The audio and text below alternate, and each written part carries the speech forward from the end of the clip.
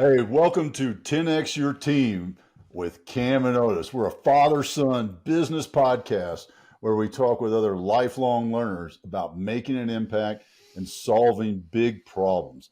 And problems are as problems be. I think that was a Forrest Gump quote. If I Sounds like one. Yeah, I think that was might be a mix of Forrest Gump and Marcus Aurelius. I don't know. Uh, by the way, and Soul, I was listening to your podcast you were on this morning, Cam, and Yes, Soul hygiene.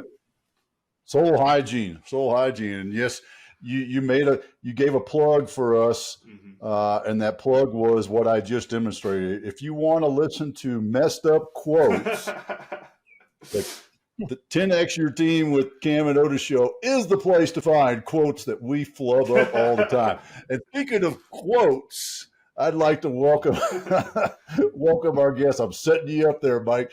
Our good friend Mike Weiss, man. Good to see you, dude. Yeah. Good to see you, Otis and Camden. All right, yeah. Father. We've been team amazing. I feel like we've been working to get to this point where we actually hit the record button for quite a while, and I'm glad we finally pulled it off. And my question to kick us off in the thought process here is the name of your business, Clout Selling. Why did you choose the word clout in that? In setting up the business? Excellent question. Thanks for asking. We're really focused with thought leadership. That, to me, has been the big movement over the last probably almost 10 or 15 years in, I would say, sales and marketing. And thought leadership is made possible because you take someone with subject matter expert, and then they need to get themselves birthed on some platform, whether it's on TV, a book, keynote speaking. And then my background is building a company with John Assaraf, who is certainly one of the top thought leaders. And I got immersed in that world to see a lot of these, Jack Canfield and a lot of these other people, they were already established thought leaders, but see what they were doing and how they were doing it. And so clout, to me, is kind of a play on the power of thought leadership, because when you have thought leadership and or clout, everything changes. Everything changes. Your ability to get in touch with basically anyone you want, your ability to do strategic partnerships, your ability to book appointments, to, make more sales. Quite frankly, a thought leader has a big advantage over someone has a subject matter expert that is not known. You don't want to be your best kept secret. That's a quote. I don't know. There's the quote. There we go. Back to the intro. We got the quote. Mike, I was curious with that. Talking about thought leadership and the way you clearly think about your company. There's got to be some motivation behind that. What was the thought process that got you to looking at thought leadership and wanting to promote those thought leaders to the rest of the world? Yeah, I mean, it was Gary Vaynerchuk who was inspirational in taking my account I had on LinkedIn for like 8 years and literally had done nothing with it, to listen to him speak 3 years ago-ish for an hour and a half, saying LinkedIn is providing the greatest opportunity on the history of our lifetime for people that are selling B2B or selling, anything that's high ticket, because it's very difficult to get organic reach on most every marketing channel that exists today. So for instance, podcasting, if you start podcasting today, very difficult to get the following and the downloads. But if you started, 3 or 4 or 5 or 10 years ago, certainly it was a lot easier. Same thing with blogging, like people were like so excited to sign up for blogs. But today, you start a new blog, it's, very tough. Email marketing, very, very, very hard to not get delivery, but to get into the inbox. Mm-hmm. And so social media, basically every social media platform today, you have to pay for eyeballs except for LinkedIn and TikTok. And then sometimes you can get Instagram to work. So that was the impetus to, figure out, there's an opportunity. And then to answer your question about the thought leadership, the way Gary Vaynerchuk is dominated every social media platform for the last 20 years is he's an amazing storyteller, and he interweaves like what's going on with his life and his business and everything into this sort of organic, story arc, and it has a lot to do with what's going on with him personally. So I believed everything he said and the methodology he spoke about, but I had a big problem about putting my personal stuff on social media because I've never done it. Facebook, I'm not really on. I did some things 5 years ago when I was working out and I cut some videos, but it's not, I don't put my family, I don't put the food that I eat and take snapshots, and I'm not even really on Instagram. So I had to figure out, okay, I know the mechanism, what's going to work for me. And I also know that if you look at the data, there's only been, kind of three major shifts in how sales have been made over the last 100 years. One, the way it was made was, just pattern interruption. That was door-to-door salesman or cold calling, or it's sales interruption. Like no matter where somebody is, you're starting cold. You're getting that quote unquote foot in the door. And then once the foot in the door is, there's no like and trust. You don't even know if they have really the problem. They may be problem aware, but they're certainly not product aware. So that was around for a long time. Then the internet came around, and the internet was great because you could put up, brochures, and people could really kind of figure out more about who they might be speaking to. You could send links ahead, obviously, digital PDFs and things like that. This latest trend, and there's an organization called, I think, Edelman, but LinkedIn and Edelman have some data on this. They did a report on this. And basically what it's saying, certainly at the small, medium, and enterprise level, the corporate executives are devouring thought leadership so that they are able to be to skim off who they want to invite as vendors to win a job. And up to 50% of this traditional sales process, up to 50% of it is being now reversed, where it's very tough if you're unknown to get in. And then the thought leadership is being consumed, and they're like, oh, these three people I think we should bring in. So when you think about, okay, they want thought leadership, the people that are going to buy our stuff so we can get into the running. And to establish thought leadership, my methodology is, okay, you teach, but then how do I get in front of the people? Well, then I had the mechanism that Gary Vaynerchuk described. So then I said, use the mechanism, teach, and then get in front of the people. And that's how this whole thing came about. So you saw it as, and I was talking with a friend of mine about his business, and he's struggling right now with the whole thing of, he really likes what he started his business. He likes that part of it, but he didn't like the business part of it.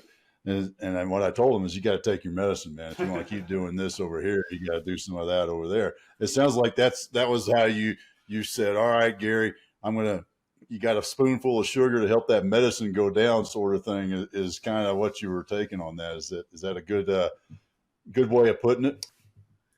Yeah. I mean, yes, it's, look, you've got, your persona. Mm-hmm. It's very you. It's father, son. It's you. You got, your Southern accent, which I love, by the way, because I was born in Texas. You got your whiskey thing. Thank you for serving in the military, and so thank you so much for that. But that's you. That, and you put yourself out there. So if someone's going to go, follow that track and get on the first meeting with you to see if there's a fit to work with you, they're going to get exactly 100% what they get on the first meeting, as they saw across the entire spectrum. Mm. So you only have one choice, is to figure out the strategy and tactics work, to figure out how it works for you. because you got to be authentic to yourself. And there's a freaking foot stomper right there, man. You got to be authentic to yourself. That is so true. So many folks, to include me, trying some things that just don't work for me. Mm-hmm. You know, like, I don't care how much sugar you put in, it ain't working. You know.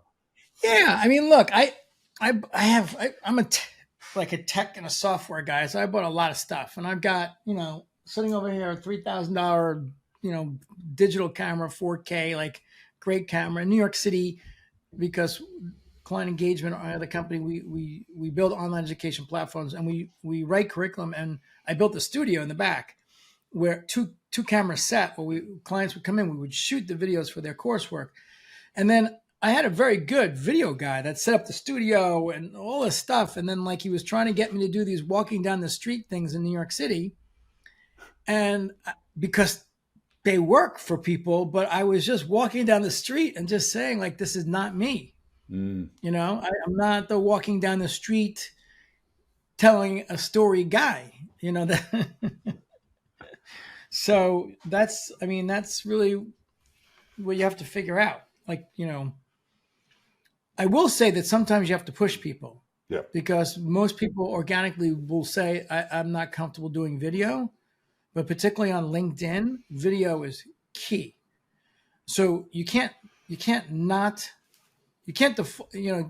say I'm not comfortable and don't do it. You just got to step in and you'll get better and better, but you got to find what resonates with you in terms of how to do it. Do you think? Yeah. And that is so true. I mean, I'll give a shout out to my buddy James Proby with Men's Exchange. He was the one who prodded me 4 or 5 years ago. He, just called me like it is. Quit being a pussy, Otis. Go outside, wherever, at your desk, however, and just start recording. So if you go back and look at some of those recordings from 5, 6 years ago, yeah, you can see the awkwardness in it, but it does. You have to take a little bit of it. You have to get over some of that fear of failure in the sense of, well, if I do this, it'll lead me to what I want to accomplish. What I'm really curious about in that is talking about, like, I think just doing videos in and of itself, whether it's a podcast, shooting a video yourself for your business, whatever it is, there's obviously like that skill component where it gets better as it goes. But Mike, I'd be really curious on your perspective of like the skill development, or applying that same skill development process basically to the authenticity. Do you think that's what it is? Because I don't think people necessarily try to be inauthentic as much as if you don't know what it's like to talk in front of a camera as yourself, it takes you a while to get comfortable and be yourself. So you wind up being performative early on. I don't know. What are your thoughts on that? It's a great question. So there's a difference between, I would say, where you get inauthentic is in like your video style, right? So for me, walking down the street, like holding a selfie thing, like that's not me. I think most people aren't really comfortable in front of a camera, particularly when they start. So we developed, I have clients that are 12 times TEDxers and, authors and keynote speakers. They get paid a lot of money. And every time they come on board, not anymore, but in the beginning, they used to say, Mike, what do I say and how do I say it? I was like, really? Like, okay. So about a year and a half ago, I literally had to develop a methodology, a content methodology called PECSR squared, PEC, PECSRR, which is, it falls into teaching, which is really the only way we work with clients. Kind of sound like a jerk, but like if you're going to become a client, it's our way or the highway, because we have the data. We have over 215 million views. We have almost 70 clients concurrently that we're running, and we have all the data of what's happening. And so we're constantly making course corrections. So we can only stand for what we know. So if someone's going to come in and I want to do that, but I'm going to do this. It's like, who has the time for that? So PECSR squared is problem, empathy, cost of inaction, solution, result, and then a rebound question. So people say, well, why do you lead with problem? And once again, I'm a data guy. I started digital marketing in 2005. And so I've sent out, tens, probably 50 million emails Right. along my journey of doing digital marketing, and created so many videos, particularly with John, because we were next to Brian Tracy Studios. John's amazing. He was on Larry King like 8 times. He's awesome.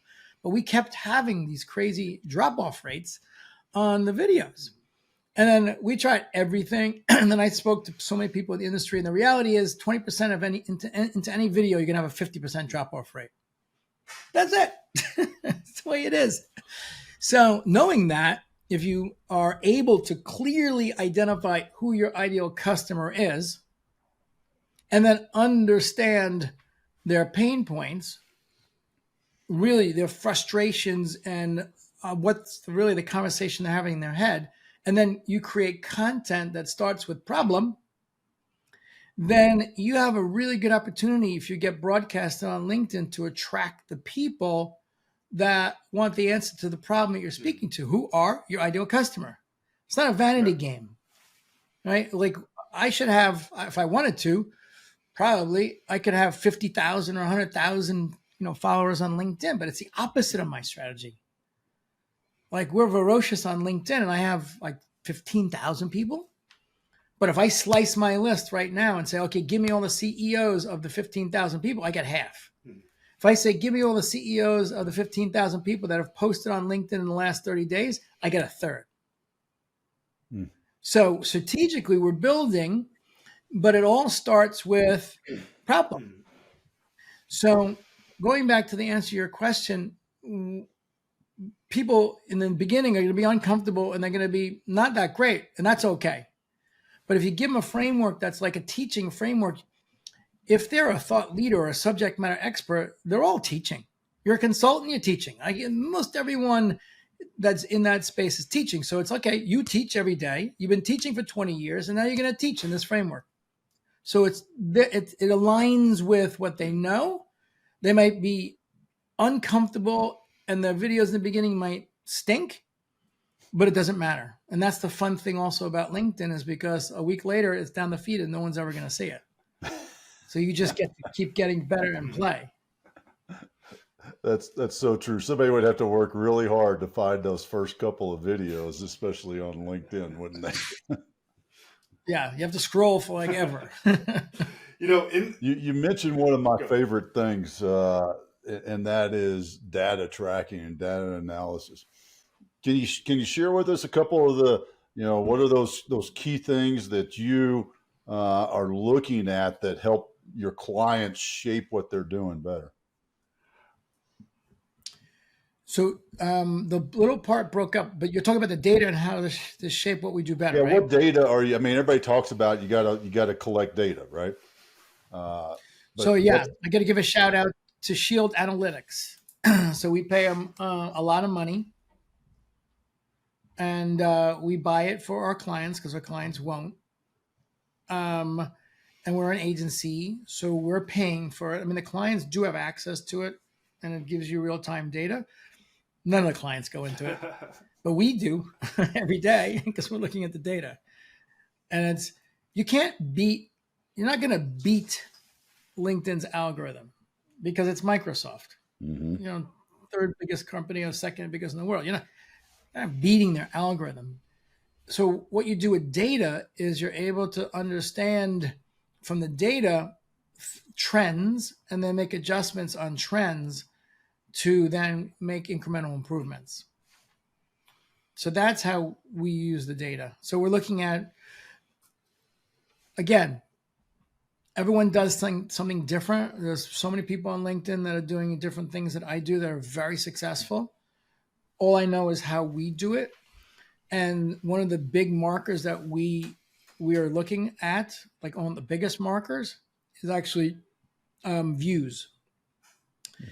And because views represent like an iceberg. So we've seen this now for years, that even though it might say a post got 1,000 views, the impact is way bigger than that.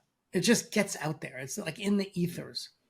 And so if you operate with, this is a Gary Vaynerchuk statement, with quality, consistency, and also speed, so that you're able to do and keep a solid posting schedule, then the views become super important, because what you can't see continues to really propel your business. So some people are interested in followers, and we don't even track that data for our clients. It seems weird. Like, we don't actually care what they come in with. We've had one client that came in with 400 followers, and now they have 4,000. So it's not like they went from 400 to 40,000, but we're not interested in that. And it really doesn't have that much of an impact on our capability where you start. Obviously, if someone's got 25,000 followers, then we can have probably, and we do have a more leverage. But for us, it's about the viewership, because the teaching content the written content is in PEXR squared. Same thing. Problem, empathy, cost, and action solution. So we're just teaching. And the video twice a week, Monday, Wednesday is video day. It's PEXR squared. Tuesday, Thursday, it's written PEXR squared. 4 to 5 days we're teaching. Friday we do a proprietary post. We're also teaching. And then in the afternoon we share someone else's post that they give us 10 people they like. So to us, that's like really the important metric. And if we see dips in viewership, then we're really trying to scramble, Otis, to figure out, okay, well, what's going on? Because things shift all the time in LinkedIn. They liked, a year ago, they loved polls. So then you see everyone doing polls. The problem is people are doing like the stupidest polls ever. Like, what color is your favorite color? And you can get 20,000 views. But it doesn't forward your brand. I mean, it's basically, like, I call it social media diarrhea, which is anything that you post that doesn't make someone say, wow, I like him or her, and he or she knows their shit. If it doesn't fall into those two simple categories, who needs more quotes of you or Tony Robbins?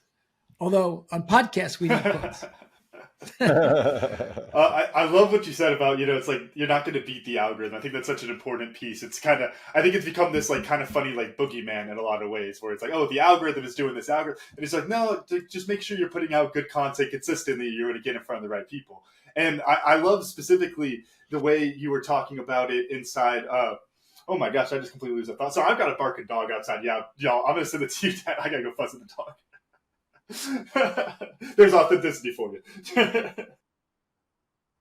Yes. All right. Well, then that I will fill in that gap. And so what I was thinking, and you were talking about the sales sense, and one of the things I always find interesting, because in working with a lot of military guys like I do, and because I am one, they're like, oh, I don't want to be a sales guy. And, I remind them of how they sold, their unit to go on a mission, and they sold this problem and how to solve this problem to their boss and all these different things. And it's interesting in the sense that we're all salesmen. I mean, I don't care what you say. You're selling something every day, whether it's to your wife, your dog is an easy one to sell to, but you got to, Camden, you work on selling to your dog to be quiet, your dogs to be quiet. You work on that sales pitch. I'm working on it. But yeah, what I'm circling back around, that wagon is taking a long time to come back around here. But what I was circling back around to on this, Mike, is when you started in this, clout selling, back to the business title. When did you start realize that, put the name tag on salesman and kind of take that on as who you are and what you're doing? Whew. When I was 13.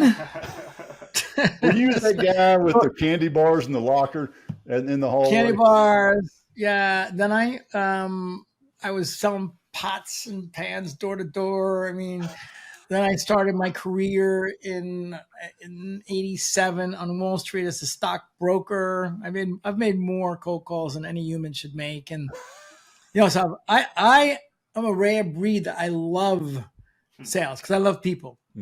I used to be, how do I say it? I used to be selling at a selling in an unkind way is probably the best way to say it, through the 80s and 90s by, really challenging, just kind of being nasty, kind of like some of the stuff you see with in the Grant Cardone, videos, like, let me think about it. Like, well, what do you got to think about? I got to talk to my wife. Well, who wears the pants in the family? Right. Like that, Yep. that kind of stuff.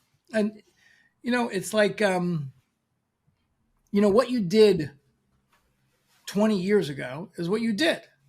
It was normalized. That's what everyone did. It can't make you a good or bad person unless you did stuff that was illegal. But that was just the way it was done. We've evolved. And so today, from a sales perspective, there's still people doing that. And I don't really feel like it's the right way to go. From a sales perspective, the way that things radically change is when you shift from a scarcity mentality to a abundant mentality. Mm-hmm. And it's hard because every salesperson needs leads. And then you turn a lead into a conversation, a sales conversation, and you send out an agreement, and then you get ghosted. So like that happens. Oh, And so if they're very qualified and you're in a scarcity mentality, then you're gonna hunt. Like I did some crazy stuff when I was a stockbroker. Like I had one guy that it was, selling his company, and he was in the phone business. And I knew he was selling his company. It was going to be worth like 50 million. He was worth millions, and he was very close. Then he stopped getting on the phone with me. And I was in New York. He was in New Jersey. So I rented a car. I knew he was the first one at the office, at this big office place that he had. So I got there at 7:00 in the morning. I just sat on the front step. And of course, he was the first one to the office because I knew that. And he comes walking in. And back then, it was no Zoom, right? It was just telephone. I had no idea. He's like, who are you? And what are you doing? I'm like, Mike Weiss. He's like, oh, son of a gun. So he could not invite me in. So I sat with him in his office. He said, here's what I'm going to do. I will open an account. I think, I was selling like IBM or Philip Morris or Blue Chips. I'll open an account. I'll do 1,000 shares. You just promise me you don't call me. You don't show up for 6 months. Give me a break. He signed the papers, wired the money. And like it's scarcity. You can't, it's tough to scale a business like that. Now, the flip side of that is LinkedIn. Because on LinkedIn, there's 10 lifetimes worth of customers for everybody. And so when you understand that, then what you do is you go through the steps, you create thought leadership, you try to add value, you get on a Zoom, you make a presentation, you find out where they're stuck. If you can solve their problem, it's great. And then you give them the pricing and you send out an agreement. And what we use is sort of a fast action incentive. We give them a really big discount if they take care of it within 3 days. And if they don't, then they can come back at retail. And so when you shift to abundance, you're not attached to any outcome. And it's freeing. And here's the key. When they don't sign the agreement, you have magic working on your side. And the magic is LinkedIn. And the magic is you're teaching on LinkedIn and you're a thought leader. And LinkedIn will continue to put them in front of them. And you know what? Son of a gun. When their pain threshold gets high enough where they finally make the decision they want to do something about it, there's only one call they make. And that's going back into that whole conversation of thought leadership, clout, repetition, own front of mind. And when it's abundance mentality, your job actually is to keep just putting out more agreements. And normally it's hard to get in front of people. Like you got to pay for advertising, you got to redo retargeting, you got to pay for eyeballs, you got to pay. It's expensive, not on LinkedIn. So you just happily keep going and it keeps growing. And And then the big mistake also people make on LinkedIn is if you grow a list to 1,000 or 5,000 or 10,000, people are so worried about, how much growth they're getting, they neglect the people that they have accumulated. It's like building an email list of 5 or 10,000 and then never mailing the email list. You have a deteriorating asset because emails go bad. People change jobs. People don't even know who you are if you don't keep in touch with them. It's your obligation to email that list and nurture it. But I don't know about any other social media platform, but on LinkedIn, I know the vast majority of people never take care of their first connections. It's interesting because that abundance mentality, like you're talking about, it goes back to what you're saying of like, just teach, do the thing that you want to do anyway. And if you keep teaching people, you keep putting out that content, people are going to keep consuming it. And then eventually down the road, you become that thought leader, like you're saying. What I'm really curious about is, we kind of use like some of the like older examples, talking about driving out to New Jersey to go sit on the guy's front step of what I think you called it like bad sales was the first word you used for it. What's a modern example of that, that is really deep in that scarcity mindset and is just a bad version of sales right now? Well, anytime you're applying high pressure sales tactics, I think you're off. People don't need to be berated.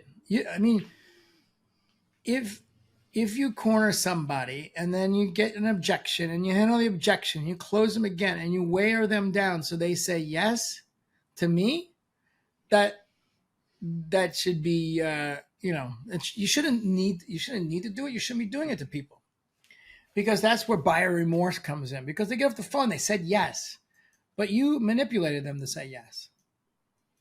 And that's a high refund business. A lot of those businesses, they're not fulfilling on the back end. That's my opinion, when you want to stay away from. There's a really good old book. A dear friend of mine, this guy, Paul Vitti, went to Xerox, specifically out of college, around in the late 80s, early 90s, because they had the number one sales training program in the world, Xerox. And so he went there, and then he became great at his craft, and he's been at E&Y for 20 years and sort of the pivotal guy between all the accounting people and biz dev, like the guy in between. And he's an amazing guy. So, Xerox is famous because they invented what is categorized as like spin selling. And there's a workbook that you can get, SPIN, spin selling. And it's an older book, but like the modern day closers that are out there, there's these closers companies, they're using this kind of framework. And this kind of framework is fine. It's introduction, where you're stuck. Well, at first they qualify and see you have money. If you have money, they get off right away, which philosophically you have to figure out if you want to be that cold or not. But then they take you down the rabbit hole of where whatever is not working. And then they agitate the pain. And then they say, what have you tried that besides that? How'd that work out for you? And then, great, would you like to hear, what I think might help? And then you share your technique, and then you basically say, would you like help with that? So, that's clean. Taking people through a process and even get them emotionally attached to the failure is fine, because most people organically, are just not going to make a decision. Like the data on, from a human perspective, avoiding pain is 20 times more prevalent than trying to get gain. Mm-hmm. So most people, if you look at personal development, I've done a lot of work in personal development with, different organizations. 90% of the people that walk in the door for any personal development organization are coming in because the pain got high enough that they want to change. 10% are like, my life's great and I'm so proactive, I want it to be greater. Really, it's that high? 10%? I'm shocked it's that high. Could be lower. Yeah. So, if you're going to sell just by saying you could do better without letting them really understand, that's why in our PEXR squared model, it's problem, then it's empathy, and cost of an action. I have to credit Alex Mendozian for that, who was when I was with John. Alex is a master digital marketing guy and coach. He's coached probably, I don't know, 50,000 people. But his whole thing is everyone's focused on ROI. That's great. But the reality is most people aren't going to do shit. So it's actually COI. Like, what is your cost of not doing it? Mm. Right? Which is really, no, so I hope that kind of gives you a little clarity on how I see it. Yeah, on that cost of an action, I think it'd be interesting to drill down on that a little bit of how do you, in your experience, how can you help somebody to display that in a way that gets them to take the action? Because I think the cost of an action, it really, what it gets down to is that like social inertia of the person is already here. They're already stuck in their routines. They're not going to break out of that for anything. They're probably already feeling a lot of those costs of an action. What can you do to, like, I don't want to know if magnify is the right word, but to bring the attention to it in a way that then gets them to step and take that action? Yeah, absolutely. So the vast majority of the people that I work with are amazing, and they've been doing business for 10 or 20 years. They have high ticket solutions, and the majority of their sales come through referrals because they kick ass. And then the companies that they do it for recommend them. People who are at that company leave to another company. They've done a great job for somebody, and they tell 10 people. That's fine. And so when you get into a cost of an action, I would be saying, okay, well, it's kind of up and down that sales cycle because you can't control, the flow. So sometimes it really rains and sometimes it's a little barren. And that's where you're at.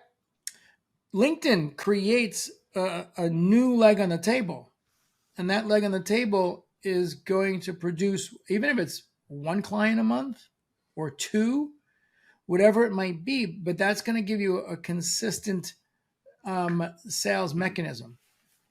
So the cost of an action is not deploying, and I'm not saying about LinkedIn, any other mechanism that will provide consistency so you have dependable scales, so you're not running the up and down methodology of business.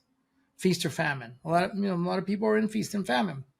So the cost of an action is, what are you giving up? Like if you don't do this for 6 months and you were able to get one new account a month on LinkedIn, the cost of an action is 6 accounts, and you can never get that time back. Like even if you start 6 months from now, you'll never get those 6 because time's gone. Right. So, and if you want to go even further, and if your lifetime value of a customer is 10 grand, that's 60 grand. Mm-hmm. So by doing nothing, I mean, I never go this deep because I don't really twist it like that. But if you, like, I don't say on the call, like if you do nothing with me right now, and in 6 months you come back, and it's one account a month, it's $10,000 your lifetime value, you're literally losing out on $60,000. You could do that. You could. I've seen people do charts like that. Maybe I should do that. I was gonna say the chart. Put that dry erase board behind. I was gonna say the chart feels more palatable. Definitely. I don't know why. Yeah. I mean, you could do a chart. You can just do a simple, this is the way it is, and this is the way it could be. And then if you don't do that, then this is what you're missing out on. I like it. It sounds like what when I'm sitting with my financial advisor, Frank, and he puts up, they got all that software at the Edward Jones place, and you do this and this, and then it goes, it's like, okay. Yep, I see that. And I mean, there's and it's kind of the same thing. It's demonstrating those results. It's the same thing. I was just gonna say, this would definitely. The only difference, Otis. I was just gonna say this definitely fall into the more high pressure side of that. But that same chart where it's like, if you just invest $100 a month when you're 18 years old, look how much you'll make eventually. Yeah, switch that. Of each year you don't do that, this is what you're losing. $15 million from 18 to 19. Oh my gosh, you're gonna get everybody with that one. Yeah, that's cost of an action. What's as with all your experience in sales? I mean, you've focused on LinkedIn, but for you, what's your go-to? I mean, everything's on the table. you get to choose one methodology, whether, cold calls, social media posts, email, brochures, whatever it is. What's that one thing that you go, all right, none of this crap's working. Where's my go-to? I got the secret button up here. My old reliable. What's your old reliable? Such an interesting question, because my wife, who used to be in real estate, she's just recently gotten back into doing real estate, and she's partnered with one of her friends, and they're doing wholesaling. And I listen because she's in the other room, and they're in a training group and a course, and they set up a CRM, and they got 2 VAs that know about real estate, and they're doing skip tracing, and they're literally coming up with lists of 1,000, 5,000, 10,000 homeowners, and the VAs are calling. And I say to myself, like, all my appointments, like I've got back-to-back appointments, are all on Zoom. And if something doesn't work out with the Zoom and I have to actually call someone, I'm like, I lose power, because I think there is such a big advantage to be eyeball to eyeball. To me, the number one way to sell is one-to-one, belly to belly. The next best way to sell is one-to-many. You can be speaking on a stage, conference room with 10 or 14 people, presenting. And then the third way, to me, is Zoom, because it's eyeball to eyeball. And then the fourth way would be the phone. And so it's crazy, because I used to be 100% phone. I was the phone master. So I've been actually thinking, because she said to me, she's like, well, why don't you do this? Like, call people. It's like, never even thought of it. But get a list of 10,000 of my ideal customers and the business people and the phones, and call them. So that would be my second. My first would be the LinkedIn. Mm-hmm. Because, even if I was starting complete from scratch and I had a new LinkedIn profile, I would just start teaching. And not that I'm going to end up in the very beginning getting big views, because if you start from scratch, you got to build and build and build. But then being very strategic and non-salesy and value-added outbound later on top of that on LinkedIn. You can do 20 a day. We don't use automation. It's dangerous. It's against the terms of service of LinkedIn. I can't get banned from LinkedIn. That would be really bad. So we don't do it. We don't do it for our customers either, because, I got high profile customers. That was a problem. Yeah. And, it became a huge problem globally on LinkedIn, because people were using automation and spamming everyone, because you used to be able to do 100 outbound a day, and then they changed it. It's 20 a day. So 20 a day, people are like, oh, that's terrible. But to me, it's not, because we're getting, about 40 to 50% conversion to first acceptance from the 20. So every day we're getting 8 out of 20 that are becoming first connection. If you think about the mechanism now, I'm subscribing for Sales Navigator because it's the most underpriced software in the world. It's first party data, and it's incredible when you know how to use it and slice it and dice it. I'm creating very small micro lists of a couple hundred people, that the lists, because I segment them. When I go to that list, I know who they are. I don't have to think. And that allows me to say, okay, I'm going to do my 20 to that list this week. So I don't have to be that crafty, because I know the parameters of the list, and I can actually go and look at your profile, Otis. And then I just skim through, and I'm like, all right, he's like bourbon. And basically I would just say, Otis, I see that you're, have a high ticket offer, to customers, and you kick ass. You're a veteran. I love that. Thank you so much. And I don't know shit about bourbon. What's the difference between bourbon and whiskey? Like, that would be my thing, because it's human to human, right? It's not like, oh, I see you went to this, University of Texas. So did I. 50 years apart. I got to stop you right there. That would be a hang up because I did not go to the University of Texas. I went to Texas A&M, my friend. So Texas A&M. It's a bad guess. Yeah. So yeah, that's how I would do it. And then, even if you get 3 to 5 of those a day that accept, and then every day you're teaching, you want to be able to create like a lead magnet, like the 5 biggest mistakes people are, making that's stopping them from doing this. And if you really know your market, where they're stuck, and you have a solution that's a real solution, then that's the way I would go. And then you just keep connecting and then just eating value and say you want to jump on a Zoom. And then, one by one, you just get on Zooms and then you do your thing. That's how I would do it. It's the only way I'm doing it now. I have an email list, I take, I built now AI software. I call it human over AI, but it takes Pixar squared because we used to have human writers writing for our customers. And then a year ago, I've been at a year, we're using it internally.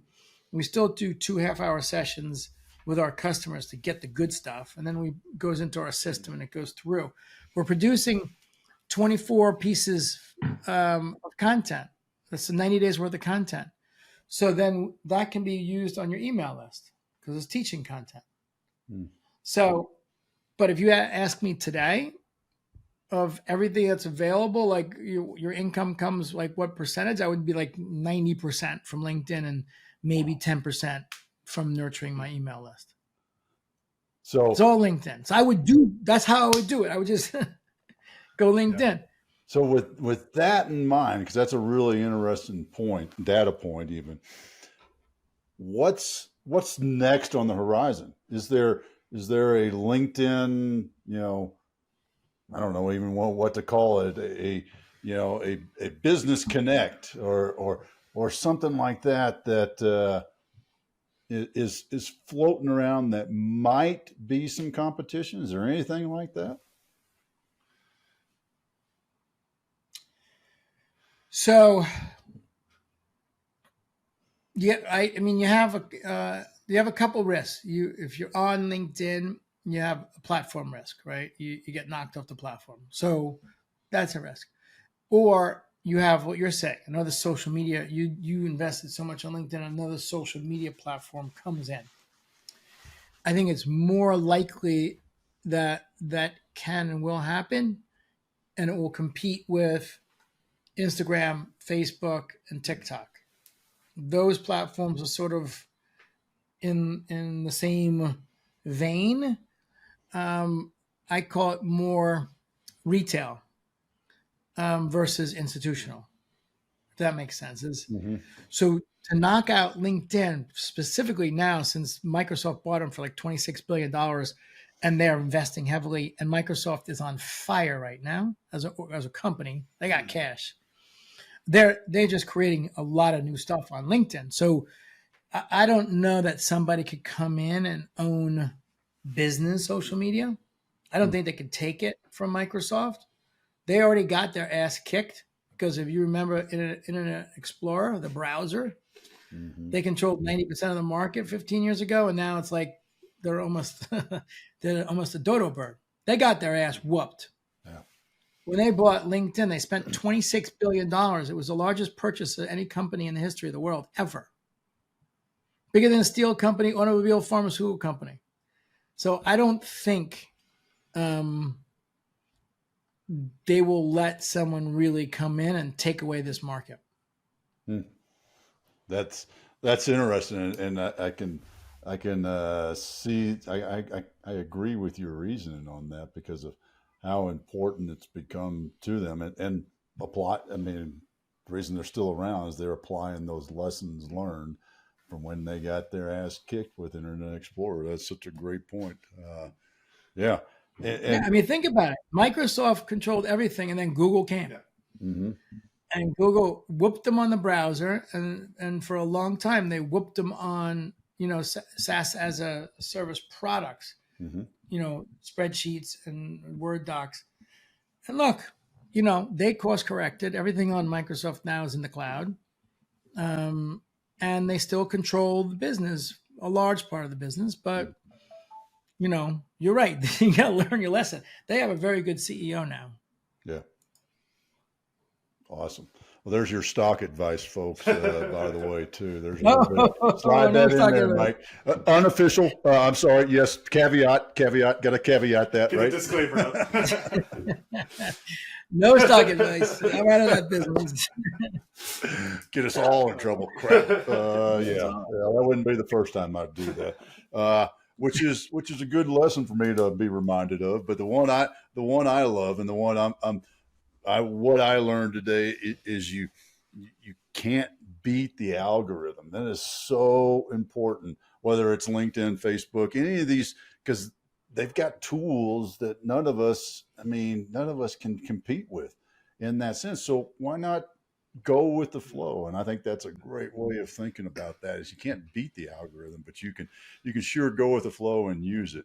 So Camden, how about you? I was just going to add on to that, of also the thing that I always keep in mind whenever we've had conversations about, algorithms, social media marketing kind of stuff, is you got to keep in mind that by the time we're hearing anything, their feedback loop is so tight. By the time we hear anything, like Mike calls me up and is like, hey, by the way, Cam, Instagram is doing this, the algorithm. That's 6 months old at least. Like, these things are turned around so fast. So keep that in mind when you're trying to keep up with something that's changing that much. But no, for me, I'm going to go with the obvious one of the barking dog, but more so with that, we were talking authenticity, and that's one of those. I could have tried to spin that question, and I would have probably meandered around it for about 2 minutes, and it would have been a really crappy question. Lot better to be authentic and say, barking dog literally got me, and I gotta go yell at him. So that was my lesson. Really hammers home the authenticity part. Awesome. Yeah. Mike, how about you, man? What'd you learn? Yep. It's interesting because barking dog now, like, it's a cool keyword, because you can just say, if your dad's not being authentic, just say barking dog, Dad. There we go. And now we know what this means. Now I'm laughing because I have a very dear friend who's one of the smartest people I ever met, who's working with my wife and I. We study Kabbalah and also doing coaching, couples coaching. And we had a whole episode where my wife's had a cold, and I went out to get stuff, and there was traffic, and I was almost home. And then she calls me up and she's like, oh, can you get soup? And I'm like, it was at least another 30 minutes to go back around. I was almost home. And then it turned into like a blow up, So yesterday we had this meeting, and we were talking, and it turns out that our code name now for when I should be expanding my investor and pushing myself to go the extra mile is soup. So she says, soup? We know what that is, soup. And so we have this funny word now, and it goes both ways because, being in relationships obviously not easy. And so there are times where like, that's the last thing you want to do. Yeah. But going the extra mile can really, shift all the energy. So now you got barking dog, and I got soup. That's awesome. Mike, how do folks find you, learn more about what you're doing, hook up with you, and see if Clout Selling is a good fit for them? Yes, great. So cloutselling.com is the web page. We have a ton of free stuff. So you just go to cloutselling.com or go to linkedin.com/IN/Mike Weiss. So I was early on LinkedIn, although I did nothing for almost a decade. So you can find me with Mike Weiss. And then if you go down, well, first of all, you can book a meeting. But if you go down to the featured section, I've got 8, maybe 9 now, amazing free PDFs. So what we do, they're lead magnets. What we do is we take our internal SOPs that we're working on with our customers, and then we make them look pretty. And then the first third of the document is all of our SOPs with screenshots and all this stuff. And the last 2/3 is case studies, and then more bio and more stuff. But those, if you go in the featured section, there's a great document on Pectora Squared. 18 steps to optimize your LinkedIn profile. So it's all free, and it's really a great way to get a taste. Oh, that's awesome. I love that. And I'm always a fan of adding that value for free to folks out there, because not everybody can write the check to hire a quality agency. So let them start to learn it on their own and get to that point so they can come back and hire you and accelerate their growth. That's awesome. Can I leave us with one more really funny quote? Of course. Yeah. Since we started with a quote, it's from Gary Vaynerchuk. So he's on a stage, and there's 1,000 people in the room, and when he talks, he's teaching his best and his most recent stuff. Most people don't do that, and so someone raises their hand and they say, like, "How are you doing this? Why do you do this?" So Gary's quote is, "I have no problem sharing my best stuff, because the vast majority, and that means 95 or 97% of you, will do nothing. Zippo, nada. And so I gladly share my best stuff because you need to know about it. But out of this entire room, there might be 2 or 3% that even will think about taking the action to do anything with it." Love it. So I think, yeah, we give our best stuff. Oh, yeah. Oh, and there's so much truth to that. Because, I've sat in those audiences copiously taking notes. I'm going to do this when I get home. Nope. it's on a book. Hey, between you and I, we have clients that pay us a lot of money that don't do the stuff they're supposed to do. Yep. And I'm guilty. I don't do, that's human nature, right? Yeah, it is. It is. Mike, let me tell you, man, this has been great and a lot of fun and very informative. Thank you for your time today. Absolutely. Thanks for having me. I hope your community loves this. I think you guys are great. We are going to figure out, how to help each other and do business together. I enjoy every conversation we have. You guys are awesome. Awesome, man. Camden, run us out. All right. Thank you all for listening to today's episode of 10X Your Team with Cam and Otis. And a special thanks to our guest, Mike Weiss, for joining us today. Remember, you can watch full episodes of the show on YouTube at 10X Your Team. And if you enjoyed today's episode, please make sure to pass along with other lifelong learners in your tribe so that they can enjoy it too. Follow us on Facebook, Instagram, and LinkedIn. As always, the full archive of episodes available at www.10xyourteam.net. Thanks again, and we'll see you all next time.